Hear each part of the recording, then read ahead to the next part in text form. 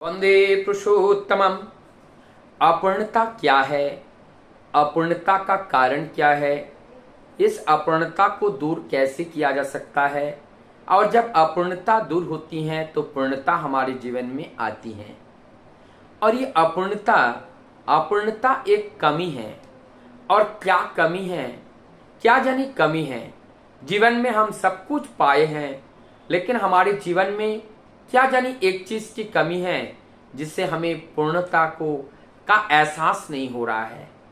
सब्जी बहुत महंगे महंगे सब्जी लेके आए हैं और उस सब्जी को बनाया गया, बहुत सुंदर मसाले, बहुत सुंदर उनको बनाने वाली जो सामग्री हैं, बहुत सुंदर व्यवस्था के साथ बनाया गया, लेकिन क्या जानी कुछ कमी है कि उनका स्वाद पूर्ण रूप से नहीं आ पाया।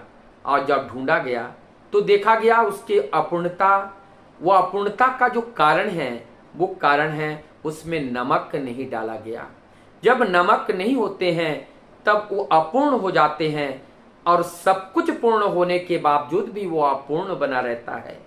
लेकिन नमक जब उसमें पड़ जाता है तब वो पूर्णत्व को लाभ करता है, उनका स्वाद पुनः वापस आता है।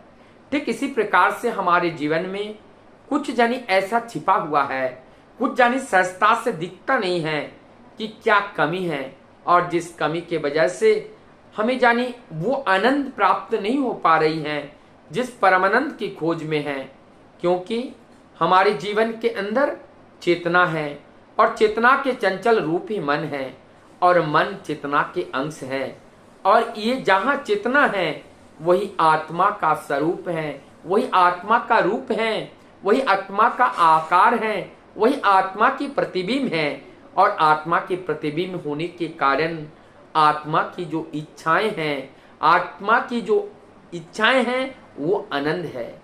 आत्मा के जो स्वरूप है वो आनंद है। इसलिए आत्मा की जो स्वरूप आनंद है, उस आनंद हमारे अंदर मन है, हमारी मन भी उस आनंद को पाना चाहता है। इसलिए जैसे अग्नि जब जलाया जाता है उनका लोभ ऊपर की ओर होता है, वो ऊर्ध्वगामी है, वो आकाश अनंत की ओर जाना चाहता है। ठीक हमारे जीवन के अंदर ये मन रूपी आत्मा का जो अंश है, जो प्रतिबिंब है, ये प्रतिबिंब, ये जीवात्मा उस परमात्मा को पाना चाहता है। और परमात्मा सच्चिद आनंद स्वरूप है, और उस सच्चिद आनंद को प्राप्त करने के लिए हमारा मन सदैव जानी खोज करता रहता है। और उस खोज करते करते करते करते जब वो खोज करके जब उस परमानंद की और हम चल पाते हैं तभी उनकी वो स्वाद हमें चख पाते हैं। अब क्या है, परम दयाल ने ये अपूर्ण, उन्होंने जानबूझ के वो जो हमारी जो जैसे मान लो कि हमारी जो खोज है, जो परस पत्थर, जो मोती की खोज है, वो मोती छिपा हुआ है। और कहाँ छिपा हुआ है ये बताया गया। ये मोती कहीं राजमहल के अंदर नहीं, कहीं यहाँ वहां नहीं, वो मोती हमारे देह के अंदर छिपा हुआ है। और देह के अंदर छिपा हुए जो मोती हैं, उस मोती को हमें खोज करना है, उस डायमंड को हमें खोज करना है, और वो डायमंड से भी वो श्रेष्ठ है। और उस परम तत्व की हमें खोज करना है।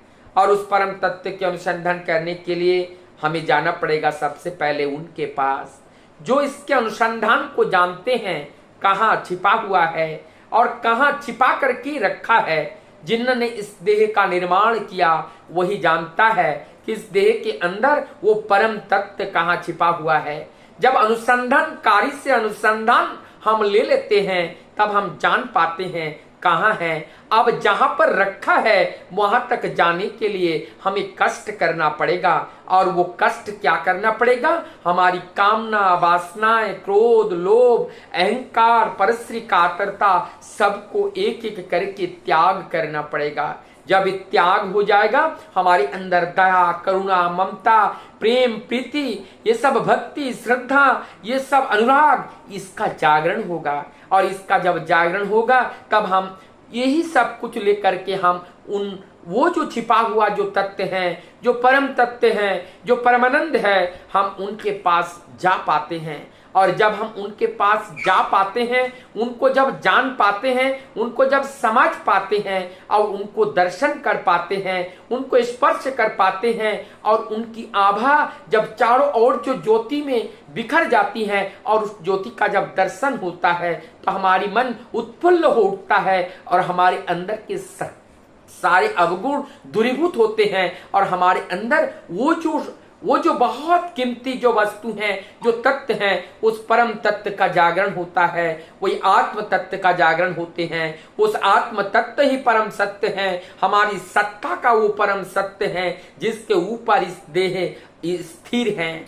इस देह का आधार ही वो सत्य है और सत्य ही वो जीवात्मा है और जीवात्मा ही उस परमात्मा का ये प्रतिबिंब है। और इस परम सत्य को जो हमारी पहचान हो जाती है, उनके दर्शन हो जाती है, उनका स्पर्शन हो जाते हैं तो हमारे अंदर एक शक्ति, एक सामर्थ्य उत्पन्न होता है और जिस वजह से आत्मज्ञान होती है और उनकी पुकार हमारी कर्ण तक पहुंचती है और उनकी इच्छा हमारी आंखों से पूरित होती है और उनकी इच्छाएं हमारी इंद्रिय उपभोग करती है। उस समय समझ लेना चाहिए कि परमपिता का ये स्वाद हमें अब मिलने लगा है और तभी हमें आत्मदर्शन, इसको कहते हैं आत्मदर्शन। जब आत्मदर्शन होता है, आत्मबोध होता है, आत्मज्ञान होता है और तभी हम उस परम रत्न की प्राप्ति के